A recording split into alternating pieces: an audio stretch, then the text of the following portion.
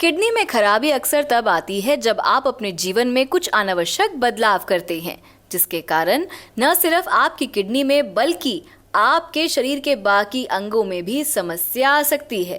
तो आज हम आपको इस बात की जानकारी देने वाले हैं कि किडनी में खराबी आ जाए तो आप अपने आहार में किस तरह की चीज़ों को शामिल करें, जिसको जानने के लिए आपको हमारी वीडियो में अंत तक बने रहना होगा, क्योंकि ये जानकारी आपके लिए बहुत खास है और आप हमारी इस वीडियो को कम से कम 10 लोगों के साथ शेयर ज़रूर करें ताकि जिन्हें किडनी से जुड़ी कोई भी दिक्कत हो तो आपकी हेल्प से उन्हें भी राहत मिले।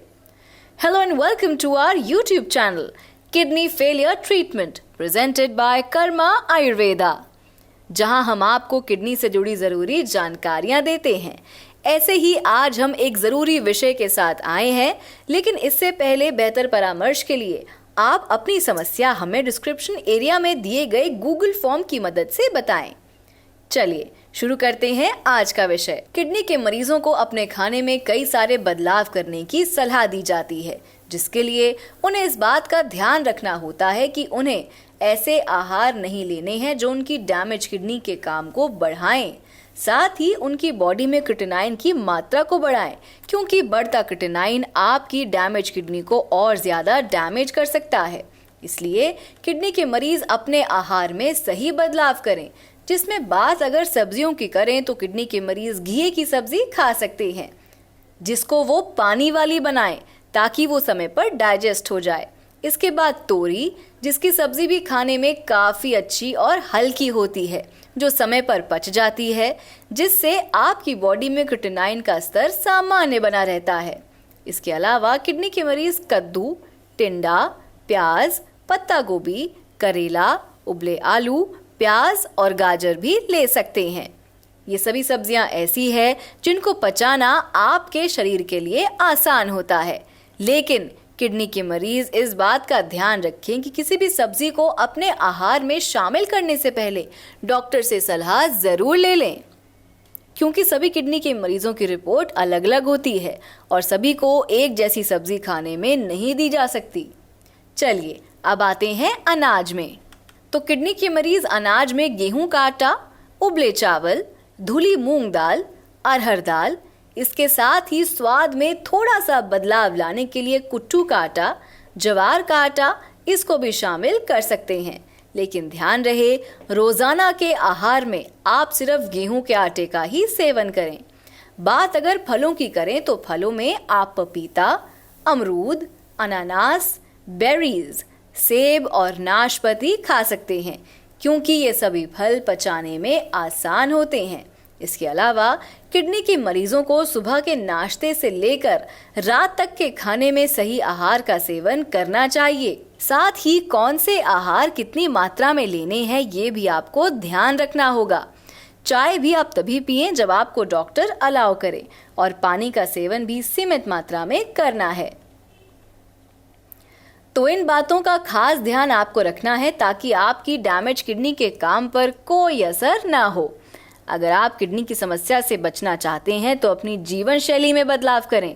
जिनकी किडनी स्वस्थ है और वो अपनी किडनी हमेशा स्वस्थ रखना चाहते हैं तो वो अपने आहार में बदलाव करें, साथ ही अपनी दिनचर्या में भी बदलाव करें। इसके लिए आप रोजाना व्यायाम करें और साथ ही अपने जीवन में आयुर्वेदिक चीज़ों को शामिल करें। अगर आप अपने जीवन में आयुर्वेद को शामिल करते हैं तो इससे आपके जीवन में एक सकारात्मक बदलाव आएगा जो आपकी बॉडी को स्वस्थ रखने में मदद करेगा। अगर आप या आपका कोई अपना किडनी की समस्या से परेशान है तो इसके लिए आप कर्मा आयुर्वेदा से संपर्क कर सकते हैं। कर्मा आयुर्वेदा आपको पूरी तरह प्राकृतिक इलाज देता है, जिसका आपके शरीर पर कोई भी बुरा प्रभाव नहीं होता और आप डायलिसिस और किडनी ट्रांसप्लांट की तकलीफों से दूर रहते हैं। दोस्तों, तो बताएं, अपना इंट्रो बताएं पहले तो कि कहाँ से है, नाम क्या, डिटेल्स बताएं। बेसिकली मैं दिल्ली से ही हूँ और मेरा नाम बाल मुकुंद है। मेरे फादर रामकृष्ण जी, एक महीना पहले इनको थोड़ी समस्या, क्रिएटिनिन लेवल इंक्रीज हुआ, उनको हॉस्पिटल में एडमिट करना पड़ा इनको। अच्छा।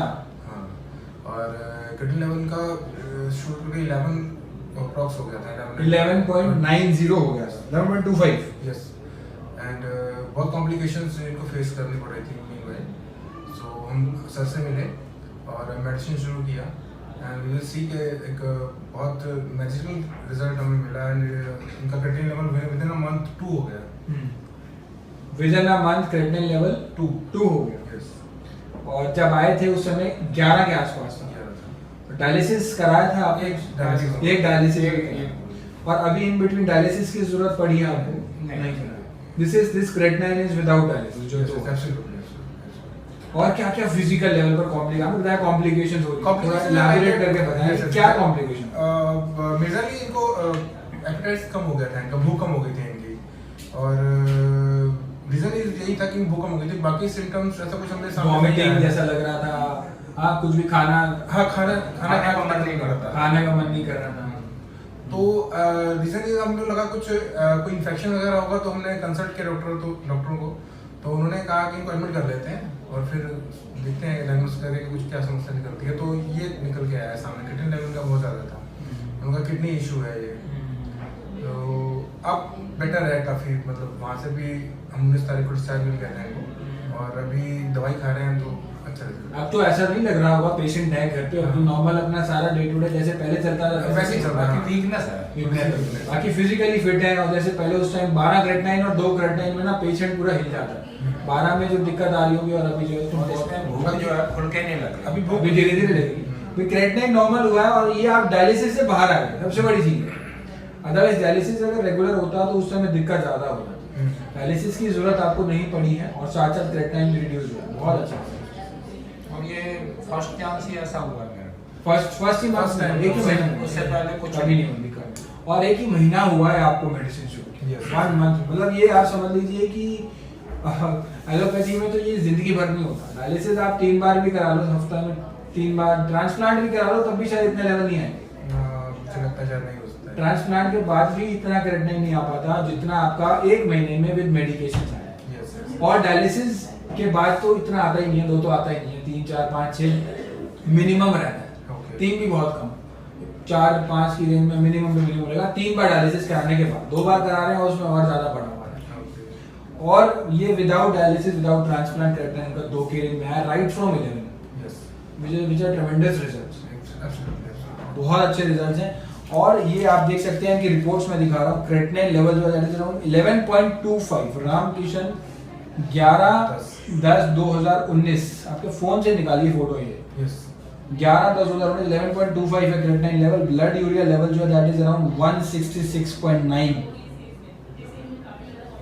और पैरामीटर्स जो है वो डिस्टर्ब्ड है। एक बार डायलिसिस भी हो गया था, उसके बाद अभी एक इन्होंने टेस्ट कराया 13 नवंबर 2019, creatinine level is around 1.99, urea is normal 39।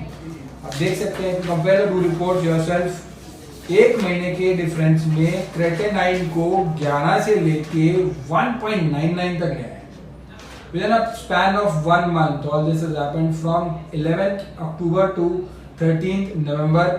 11.25 से 1.99 और यूरिया 166 से 39 which is absolutely normal।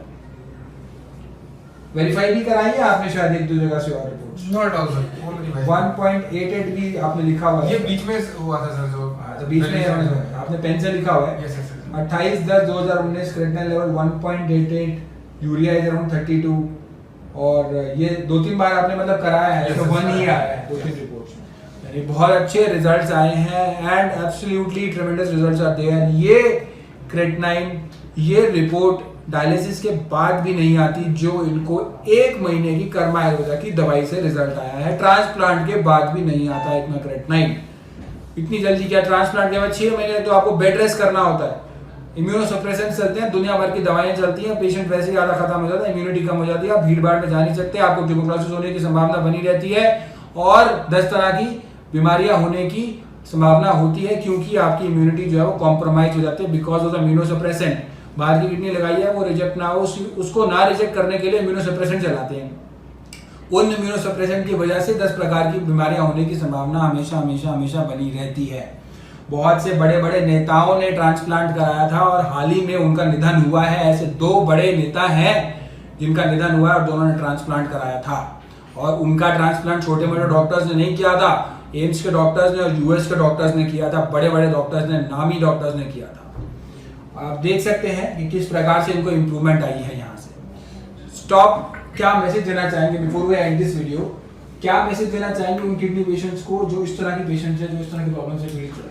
मैं ये कहना चाहूँगा कि जितने भी किडनी पेशेंट हैं, वंस एक बार तो आप कर्मकांड में ज़रूर आएँ एंड सी द रिजल्ट्स। मतलब पेशेंट्स बहुत सेटिस्फाइड होकर जा रहे हैं हमसे। मैं कहना चाहूँगा एक बार ज़रूर आएँ। आप सेटिस्फाइड हैं, डायलिसिस से बाहर हैं और बहुत अच्छा। नेफ्रोलॉजिस्ट को भी दिखाइएगा result, will be out of his mind, ये कैसे हो गया, उसमें शायद ऐसे केसेस ना देखो। हमारे पास क्या हो रहा है कि नेफ्रोलॉजिस्ट को जो रिपोर्ट्स पेशेंट्स दिखा रहे हैं ना, नेफ्रोलॉजिस्ट के जो नोन टू या जो पेशेंट्स हैं अपने, उन्हें सेंडिंग कर दो उस पेशेंट। सबको तो नहीं भेजेंगे because it is against their काची, बट जिनको है कि थोड़ा सा ज्यादा वो पेशेंट्स को भेजेंगे। बिल्कुल भेज रहा हूँ, बिल्कुल भेज रहा हूँ। Stop kidney dialysis. तो आज के लिए बस इतना ही। अब मैं आपसे विदा लेती हूँ और मैं फिर आऊंगी एक नए विषय के साथ। तब तक के लिए नमस्कार।